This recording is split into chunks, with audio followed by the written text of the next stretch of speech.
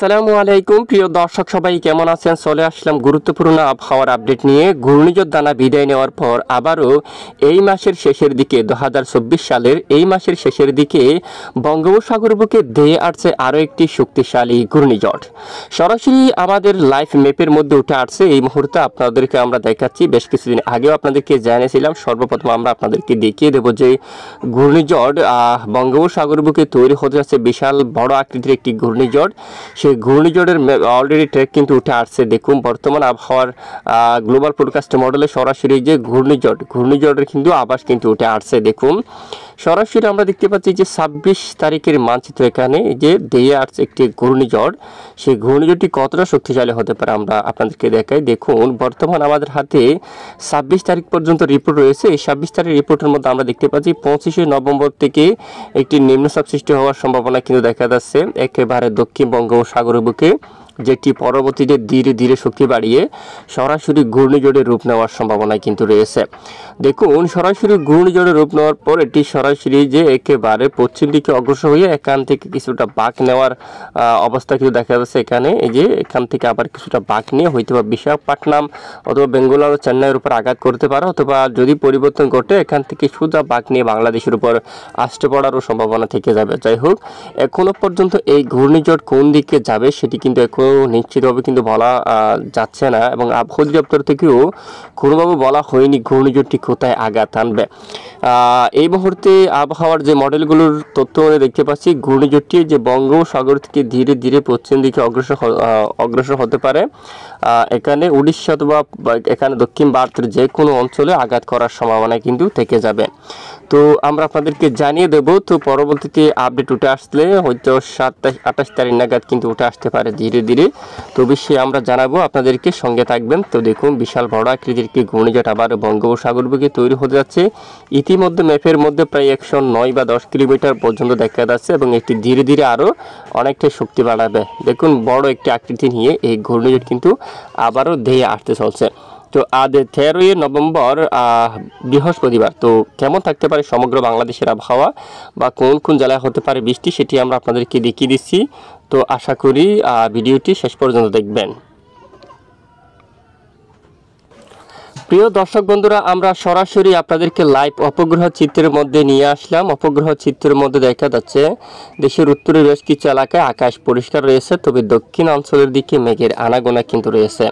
বঙ্গোপসাগর অবস্থানরত ঘূর্ণাবর্ত অনেকটাই দুর্বল হয়ে পড়ছে। এটি একেবারে দক্ষিণ ভারতের উপর প্রবেশ করছে, বিশেষ করে এই যে পুদুচেরির উপর এবং চেন্নাইয়ের দক্ষিণে পুদুচেরি এবং এদিকে বেঙ্গালুরু সহ যেখানে কিন্তু আসতে পড়ছে। এখানে ব্যাপক আকারে বৃষ্টিপাত ঘটাচ্ছে, সাথে কিছু কিছু এলাকায় বজ্রসহ বৃষ্টিপাত দেখা যাচ্ছে, এবং এখানে বঙ্গোপসাগরীয় বজ্র বৃষ্টিপাত হচ্ছে।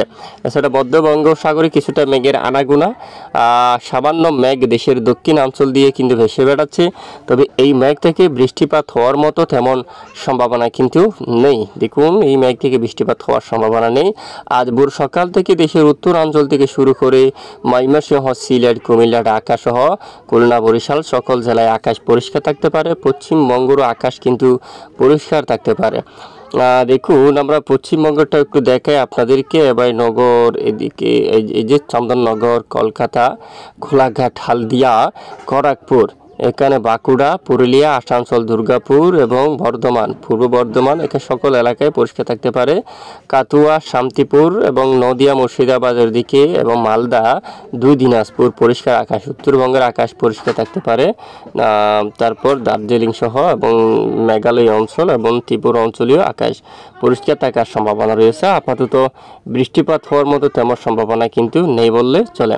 তো আসুন আমরা দেখিনি কোন কোন এলাকায় মেঘলা আকাশ থাকতে পারে। আজ 13 নভেম্বর নাগাদ দক্ষিণ উপকূলীয় অঞ্চল দিয়ে কিছুটা মেঘের আনাগোনা থাকতে পারে ভোর সকাল নাগাদ, এবং পরবর্তীতে বেলা বাড়ার সাথে সাথে ধীরে ধীরে মেঘ কেটে যেতে পারে, পরিষ্কার আকাশ থাকতে পারে।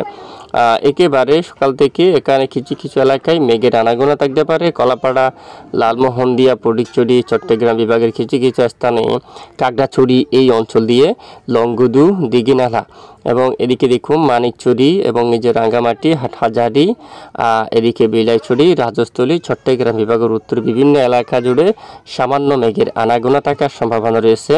বাকি এলাকায় একেবারে রুদ্র জলমল আকাশ পরিষ্কার, এবং বেলা বাড়ার সাথে সাথে আকাশ একেবারে পরিষ্কার হয়ে যেতে পারে। আপাতত আগামী 24 ঘন্টার মধ্যে দেশের কোথাও বৃষ্টিপাতের সতর্কতা নেই।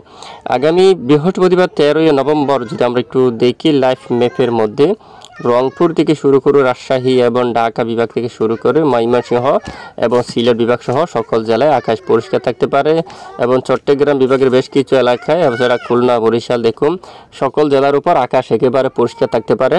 বৃষ্টিপাত হওয়ার মতো সম্ভাবনা কিন্তু কোথাও নেই। শুক্রবার 15 নভেম্বর আপডেটেও বেশ কিছু এলাকায় আকাশ পরিষ্কার থাকতে পারে। দেখুন বৃষ্টিপাত হওয়ার মতো তেমন সম্ভাবনা কিন্তু দেখা যাচ্ছে না। বেশ কিছুদিন লাইভ রেখে যদি আমরা একটু দেখাই আপনাদেরকে, আকাশ একেবারে পরিষ্কার থাকার সম্ভাবনা দেশের উপর আগামী কয়েকদিন কোনো ধরনের বৃষ্টিপাত হওয়ার মতো সম্ভাবনা নেই।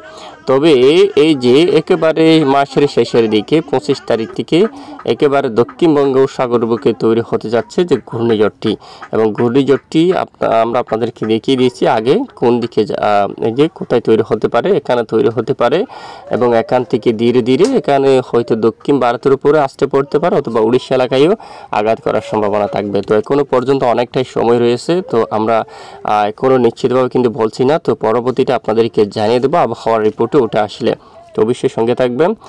আর ইতিমধ্যেই আমরা আপনাদেরকে একটু দেখিয়ে দিই তাপমাত্রার পারদ কোন কোন জেলায় কেমন অবস্থান করবে। ইতিমধ্যে যদি দেখি বর্ষাকালে কিছুটা শীত ঠান্ডা অনুভব হচ্ছে দেশের উত্তরাঞ্চল সহ বিভিন্ন এলাকা জুড়ে। এছাড়া আগামী 15 তারিখের পরে তাপমাত্রার পারদ আরও অনেকটাই নামতে পারে।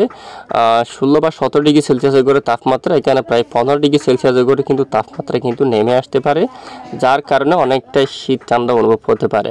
এখানে বেশ কিছু এলাকায় তাপমাত্রা পারদ অনেকটাই নামতে পারে, প্রায় 15 ডিগ্রি সেলসিয়াস করে কিন্তু তাপমাত্রা পারদ কিন্তু নামতে পারে, অনেকটাই ঠান্ডা শীত কিন্তু অনুভব হতে পারে। এবং আগামী কয়েকদিন আবহাওয়া রিপোর্টে তাপমাত্রা পারদ বেশ কিছু অঞ্চলে 18 ডিগ্রি এরকম থাকার সম্ভাবনা রয়েছে। উত্তরাঞ্চল এখানে বিভিন্ন এলাকায় কিছু কিছু স্থানে প্রায় 18 ডিগ্রি সেলসিয়াসের তাপমাত্রা থাকবে, কিছুটা শীত ঠান্ডা কিন্তু অনুভব হতে পারে। আর সর্বোচ্চ তাপমাত্রা যদি একটু দেখি 31-32 ডিগ্রি সেলসিয়াস পর্যন্ত থাকতে পারে। রাজশাহী বিভাগের বিভিন্ন এলাকায় 32 ডিগ্রি সেলসিয়াসের করে তাপমাত্রা কিন্তু অবস্থান করবে। সাথে দক্ষিণের উপকূলীয় অঞ্চলে কিছুটা ব্যবসা আকারে গুমট গরমও কিন্তু থাকতে পারে। বাকি এলাকায় আবহাওয়ার পরিস্থিতি অনেকটাই স্বাভাবিক অবস্থায় থাকার সম্ভাবনা কিন্তু রয়েছে। আর দমকা বা ঝড়ো বাতাসের সম্ভাবনা কতটুকু একটু আমরা দেখি। ইতিমধ্যে যদি দেখি বঙ্গোপসাগর নিরাপদ রয়েছে, বঙ্গোপসাগরে কোনো ধরনের উত্তাল পরিবেশ নেই। উত্তাল পরিবেশ তৈরি হলে জানাবো। একেবারে স্বাভাবিক অবস্থা রয়েছে এবং বঙ্গোপসাগরের বুকে কোনো ধরনের তেমন শক্তিশালী জট নেই, নিম্নচাপ নেই এই মুহূর্তে। এর আগে একটি ঘূর্ণাবর্ত অবস্থান করছিল, সেই ঘূর্ণাবর্ত ধীরে ধীরে একেবারে দক্ষিণ ভারতের এখানে কিন্তু চলে আসছে, যার প্রভাব কিন্তু এখানে আর নেই। একেবারে বঙ্গোপসাগর পরিস্থিতি অনেকে স্বাভাবিক অবস্থায় থাকতে পারে, কোনো ধরনের উত্তাল পরিবেশ নেই। তো এ হচ্ছে আজকের আবহাওয়ার আপডেট। এতক্ষণ সঙ্গে থাকার জন্য অসংখ্য ধন্যবাদ।